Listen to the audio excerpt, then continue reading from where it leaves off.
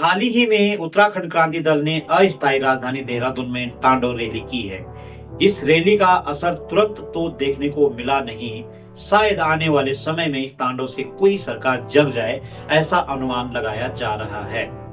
इधर कुछ जानकारों का कहना है कि 24 साल बाद उत्तराखंड क्रांति दल ने जो तांडव रैली का आयोजन किया है, इस पर कई सवाल खड़े हो रहे हैं। पहला सवाल है कि क्या इन्हें भी शिव भगवान के जैसे गुस्सा आया? दूसरा यह कि 24 साल बाद इन्हें मूल निवास और भू कानून की चिंता क्यों हुई?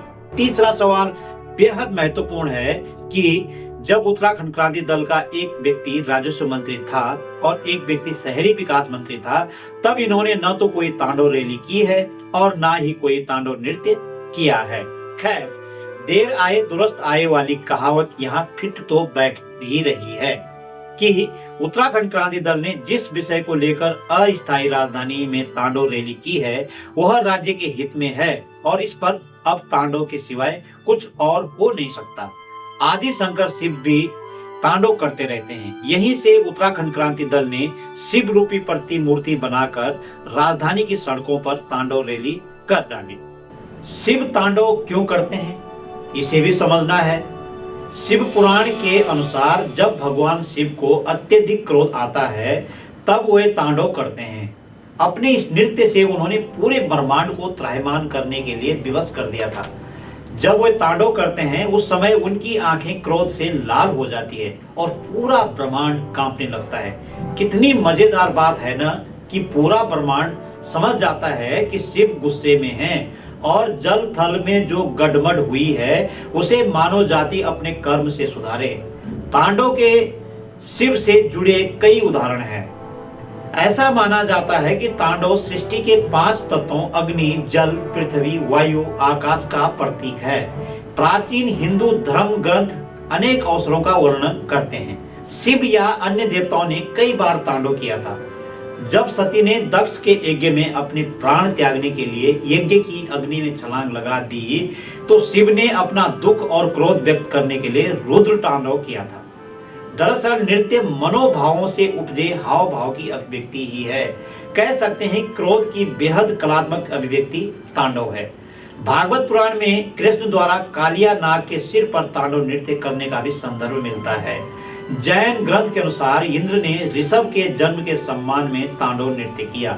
शिव प्रदोष स्त्रोत में उल्लेख है कि जब शिव संध्या तांडव करते हैं, तो ब्रह्मा, विष्णु, सरस्वती, लक्ष्मी और इंद्र जैसे अन्य देवता संगीत वाद्य यंत्र बजाते हैं और शिव की स्तुति गाते हैं। कुछ मंदिर की मूर्तियों में शिव पुत्र गणेश को 8 भुजाओं वाले रूप में तांडव नृत्य करते हुए दर्शाया गया है। तांडव के माध्यम से शिव उन सभी देवताओं को भयभीत कर देते हैं जो शिव से दया की याचना करते हैं। इससे ऐसा लगता है कि क्या उत्तराखंड क्रांति दल के तांडव से सरकार को दया भाव आया या सरकार भयभीत हुई है कि सरकार ने कुछ गलत किया है, या सरकार को इस तांडव से मालूम हो गया है कि राज्य की प्रमुख मांग मूल निवास और भू कानून ही है, जिसे अब सरकार त्वरित गति से करने वाली है। उत्तराखंड क्रांति दल के तांडव से सरकार को बयान देने तक का समय भी नहीं लग रहा है, तो फिर ऐसा तांडव उत्तराखंड क्रांति दल ने किया ही क्यों, जिससे कुंभकर्णी नींद में सो रही सरकार जगी नहीं? हाँ, इतना अवश्य हुआ कि जब उत्तराखंड क्रांति दल के साथ अन्य संगठनों के लोग अस्थायी राजधानी की सड़कों पर तांडव कर रहे थे, तो दर्शकों की एक अच्छी खासी भीड़ एकत्र हो गई। तांडव रैली में भी प्रदर्शनकारियों की कम संख्या नहीं थी, मगर इतने बड़े तांडव रैली के कारण सरकार कुछ कहने के बजाय चुप हो गई। अब राज्य में तांडव रैली के कई मायने निकाले जा रहे हैं। कुछ राजनीतिक विश्लेषणों का मानना है कि उत्तराखंड क्रांति दल गुस्से में है कि उनकी राजनीतिक जमीन खिसकती हुई नजर आ रही है।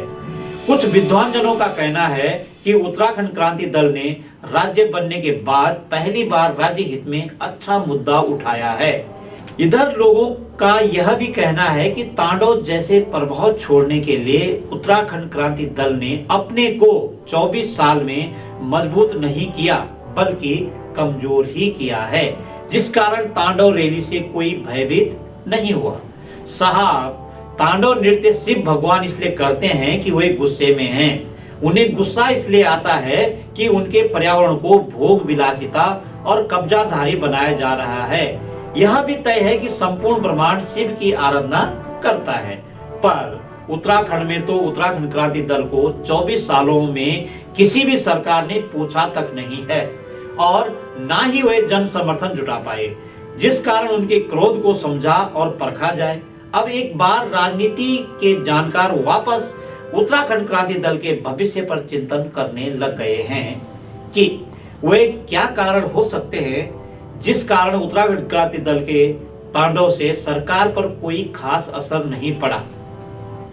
जानकार यह भी कह रहे हैं कि सरकार पर कोई असर पड़ा कि नहीं, पर जनता के बीच में उत्तराखंड क्रांति दल ने राज्य बनने से पूर्व का कुछ विश्वास इस तांडव रैली से वापस पाया है।